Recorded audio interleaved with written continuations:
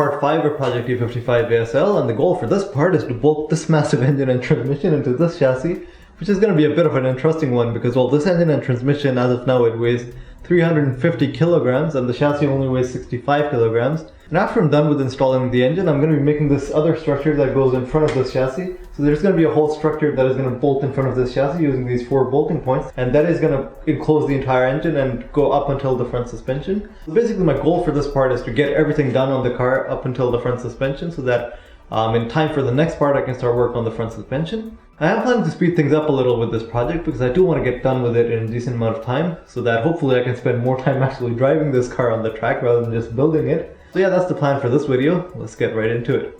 So the plan for mounting this engine and transmission in the chassis is that, well, the engine and transmission are going to be solid mounted and there's going to be multiple attachment points so that the engine and transmission are going to be used to tie all the loose ends of the chassis together. That way they're not just going to be dead weight in the car, they're actually going to be a part of the structure of the car. That's really the only way to make the chassis so light and still be structurally strong enough to support such a big engine. Starting off with some of the changes that I've made to the chassis since the previous video, so I've finished up on all the welding, and I've also welded on these bolting points that are going to help me bolt on the part that is going to go in front of this one. And I've also flattened out this tube from the center.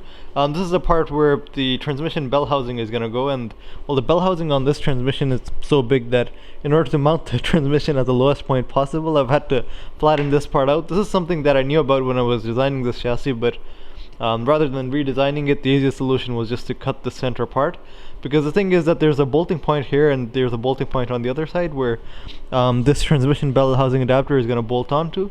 So this middle part is supported by the transmission bell housing adapter anyways, that's why it's not too critical even if I flatten it down. For making these mounting points where this transmission bell housing adapter is going to attach to the chassis, I'm just going to be using square tubing. I was initially planning of using sheet metal, so like sheets and then cutting them in a specific shape, but the problem with using sheet metal is that it's going to end up being heavier, and because I'll need to do so much welding, it's better to start off with square tubing and then just cut it in the shape I need. So what I'm planning to do is that I'll just weld this whole square tube, like in here I'll notch the ends and I'll weld them in between these 2 tubes, and then I'll put the engine and transmission on here and then actually mark the where the holes line up and then drill the holes there. And then once I have the bolting points, I'm going to cut all the excess square tubing off, because just so that it's not adding any dead weight to the frame. So I started off by cutting the square tubing to length, and then after that I plasma cut the ends so that they would fit on the round tubing properly, and then used an angle grinder to get rid of the rough edge that the plasma cutter leaves.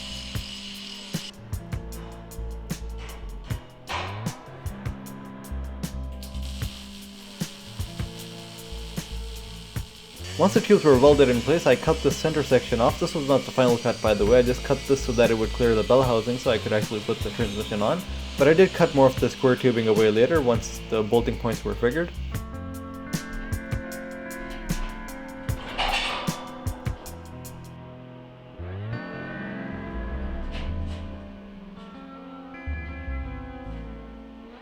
Lining up the engine properly with the chassis was a bit of a struggle because it is a bit of a heavy engine for one person to move, but after a bit of struggle I did manage to do it.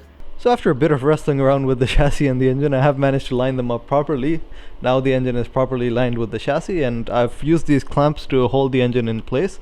So now what I'm going to do is I'm just going to put a marker in here and mark the holes where they line up with these tubes, and then I'm going to drill holes there, and then I'll know for sure that when I put the engine on for the final time and bolt it in, everything is going to line up perfectly. Once the bolting points were marked, I just center punched them and then drilled a hole there.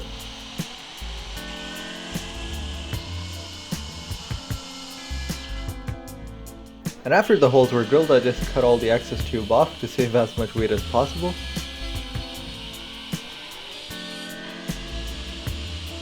And this is what the mounting points looked like after everything was done, and after that it was time to put the engine and transmission back on again.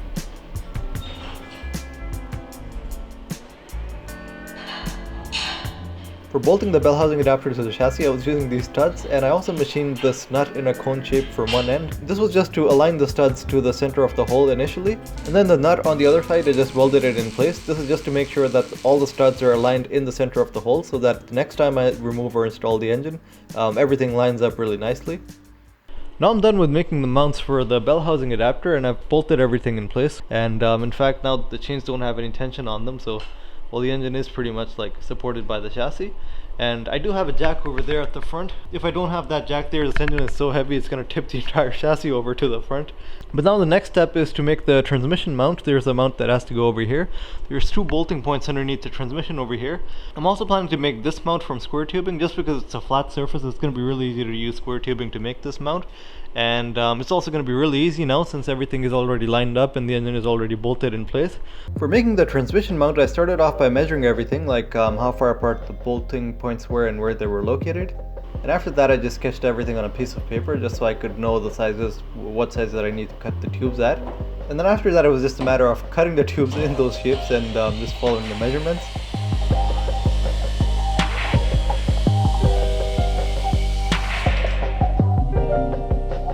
Here's what the tubes looked like after they were cut, and a tube bender could have worked really well for making this mount, but I didn't have a square tube bender. That's why I just cut and weld the tubes to make those bends.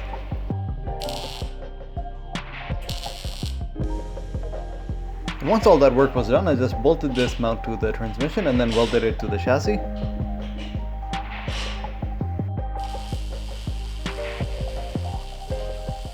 Here's what the transmission mount looks like after it's done. I'm still left with some welding on the underside. I couldn't reach that part, but I'll leave that for later when, like, the next time I take the engine and transmission out. Because, by the way, this is not the final time I'm putting the engine and transmission in. I'll have to remove it later anyways when it's going to be time to do some more work on the chassis. Like, there's an aluminum floor I have to add.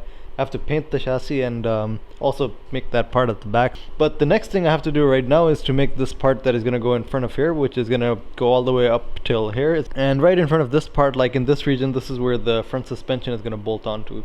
For making the front part of the chassis, I'm going to start off by making these tubes that are going to bolt onto the front of like those bolting points.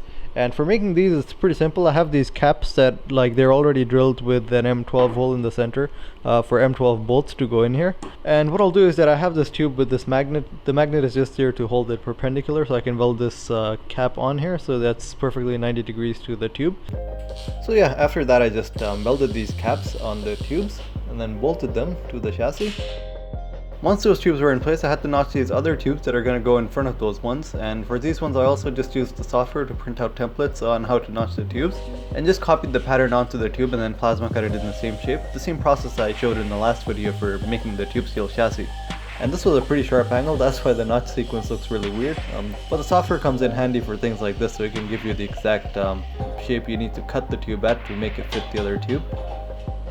I clamped these 2 square tubes in place. That was just to help me align everything straight so that everything was aligned with the rest of the chassis. And then after that I just tack welded everything in place. And after that it was just a matter of putting all the other braces in place and just tack welding them in place.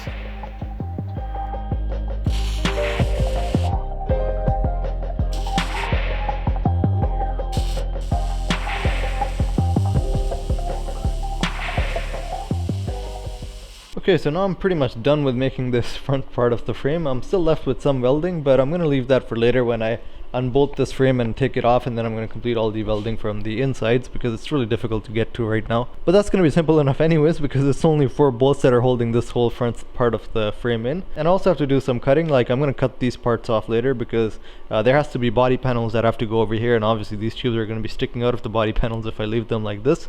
There's also the air filter for the turbos that are sticking out, but that's fine because there's going to be an air duct over here anyways that's going to draw fresh air for these air filters and also blow fresh air on the compressor side of the turbo just so everything stays cool.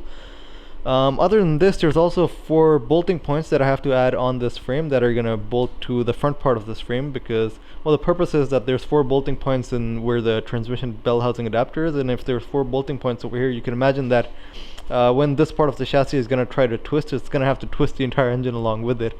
And obviously the engine is not going to twist it because it's a big solid block of aluminum. And also the tubes I've used for this part of the chassis, they're extremely thin tubes. This whole part of the chassis weighs nothing at all. I believe it weighs something around 15 kilograms. I haven't weighed it, but probably weighs somewhere around that. So it's even much lighter than that part of the chassis. So that's really the benefit of this construction, that I'm saving a ton of weight and also like saving weight in the front of the car where I need to save weight the most because it's going to be a front mid-engine car. So weight distribution wise it's going to be better, and it's also going to give me more rigidity because at least this part of the chassis is not going to flex at all. And the coolest thing is that this whole chassis is still so light that I could pretty much just move it by one hand. So yeah, if I try to move it, it's almost like it has no inertia to it at all. You can tell how light it is just by like the way it's moving. So that's going to be obviously a really big benefit if it stays that way till the end. Obviously there is going to be a lot more weight added to it once I bolt on all the components, but still, at least so far, I think I should be pretty good for my weight goal. My weight goal is 900 kilograms for the whole car, like when it's finished. And the thing is that I still have some weight to save on the engine, like when I get rid of the supercharger and all these pulleys at the front. That's a good 40 kilograms that I'll be saving just on the engine. So all those things considered, yeah, I think I should be pretty safe in terms of weight. So this is going to be everything for this video, just to tell you a little bit about what's coming in the next video. So the next video is going to be about the front suspension. I'm planning to keep the same brakes and spindles and everything from the front of the E55, but I'm going to be changing the front geometry around completely. So I'm going to be changing the location of all the ball joints on the suspension, because, well, the E55 had this really garbage, like most newer cars have this negative scrub radius front suspension, which makes the steering wheel feel completely dead, so you don't get any feedback at all in the steering wheel. That's why I'm going to be changing the location of all these ball joints and making a whole bunch of custom modifications to the spindle, and also going with a completely custom geometry for the front suspension. It's going to be a double wishbone pushrod suspension, the same type you see in most race cars like Formula 1 cars, Le Mans prototypes. They're all going to go with something like that. So it's definitely going to be a really interesting part. I might even have to divide it into 2 parts depending on how much work it is. But one more thing you guys can let me know. I'm planning to paint these brake calipers too. Right now they're yellow. Originally they were silver, but the silver paint, like the original paint that they had, got burnt off on the track after the first track day. Like the paint literally started, like it all turned brown and it started cracking off. That's why I had to paint these calipers. I painted them yellow, and now even the yellow paint is doing so bad, like it's covered with all this brake dust, and I tried taking it off and it's really difficult to even get rid of this brake dust, so I'm thinking of just repainting them again. I was thinking of painting them red because in the design for the E55 ASL they were red. But let me know whatever color you guys want to see on these calipers. But yeah, that's going to be everything for this video. Make sure to stay tuned for the next one, and I'll see you guys then.